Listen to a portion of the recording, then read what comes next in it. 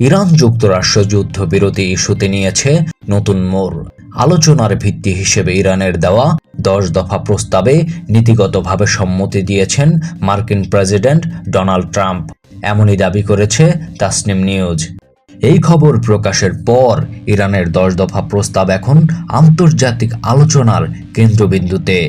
প্রতিবেদন অনুযায়ী ইরানের একটি প্রতিনিধি দল 10 দফা প্রস্তাব নিয়ে শিগগিরই ইসলামাবাদে পৌঁছাতে পারে। তবে ওয়াশিংটনের আগের 15 দফা পরিকল্পনার সঙ্গে এই প্রস্তাবের বড় ধরনের পার্থক্য রয়েছে। অন্যদিকে ইরানের সুপ্রিম ন্যাশনাল সিকিউরিটি কাউন্সিল দাবি করেছে যুক্তরাষ্ট্র নীতিগতভাবে ইরানের এই 10 দফা প্রস্তাব মেনে নিতে রাজি হয়েছে।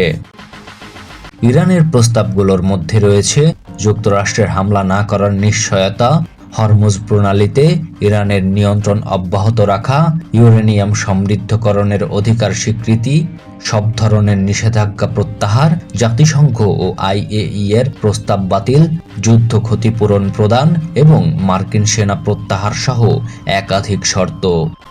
অন্যদিকে ইসরায়েলি সূত্র দাবি করছে পাকিস্তানের মাধ্যমে পাঠানো ট্রাম্পের 15 দফা প্রস্তাবে ইরানের ইউরেনিয়াম সমৃদ্ধকরণ বন্ধ, মজুদ সরিয়ে নেওয়া, ব্যালিস্টিক ক্ষেপণাস্ত্র কর্মসূচি সীমিত করা এবং আঞ্চলিক গোষ্ঠীগুলোকে অর্থায়ন বন্ধ করার শর্ত রয়েছে।